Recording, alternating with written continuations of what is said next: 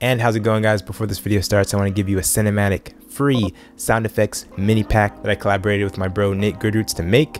It's in the description. That's it. Check it out. It's free. Also, if you haven't seen part 1 of this video, then you got to check it out in the link below. And how's it going, guys? My name is Josh Olufemii, and I frequently travel internationally as a video director or a video editor. And these are 10 dumb things that Americans do when they travel abroad.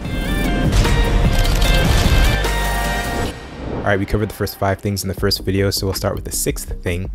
Many Americans do not know how to blend in when they're abroad. This may seem like it's going against all the virtues of individualism that we've been brought up with, but it actually doesn't. I'm speaking more at the need of Americans not to be at the center of attention when they're abroad. It's something that I call the "hey guys, I'm here" complex. I've seen this a lot with Americans visiting Mexico, with tourists expecting almost to be worshipped as economic liberators as they go buy knickknacks at a local stall or go volunteer at an orphanage. You gotta understand that humility is actually a universally attractive virtue, and self-centeredness is universally unattractive. Number 7, it's essential not to complain about the local food. This is actually a hard one for me to abide by. There is definitely a diversity and a quality of food options that we have in the US that definitely separates us from the world in a very special way. I mean, basically you could go to any major grocery store in LA and a lot of the time see an entire, say, half an aisle devoted to just different types of ketchup and barbecue sauce. You have so many options. This specific thing is not something that you'd see in Australia. But the reason why you don't complain about local food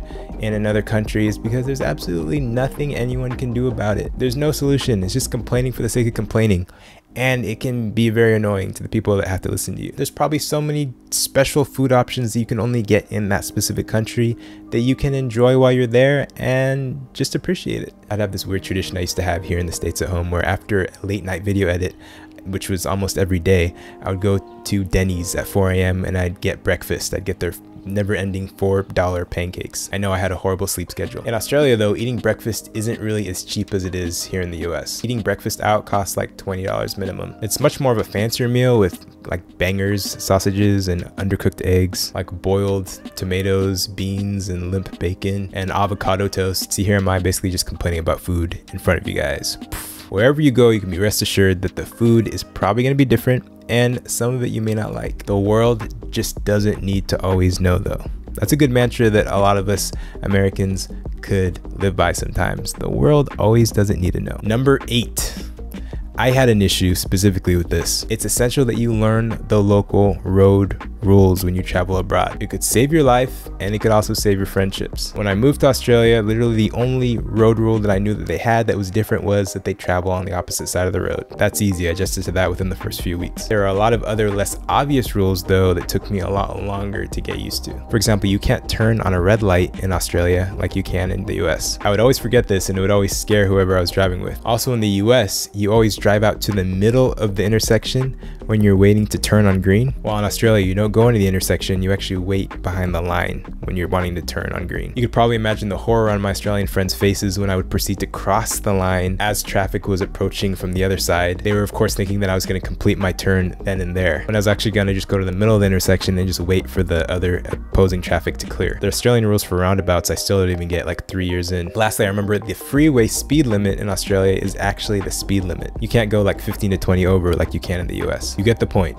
I've probably paid hundreds of dollars in speed fines in Australia because I didn't remember the road rules. Number 9, Americans need to remember not to over tip, or sometimes don't even tip at all. This was interesting because I used to think that I was doing a really good thing when I would tip my Australian barber my usual stateside 30%, even though I knew that tipping wasn't really a thing over there. For everyone watching from outside the States, stateside means within the borders of the United States. I even thought that maybe tipping in non-tipping societies as an American may actually make us stand out in a positive way when compared to other foreign visitors. While that may technically be the case in some places, in a lot of places, tipping can actually be seen as insulting and similar to like old world servitude. And over tipping can be perceived as kind of like a weird flex and sometimes a little foolish in a lot of places. So you gotta just really know the local customs, and a lot of times you don't really need a tip. I've realized that tipping is very much a US thing. And number 10, make sure that you remember that you are actually representing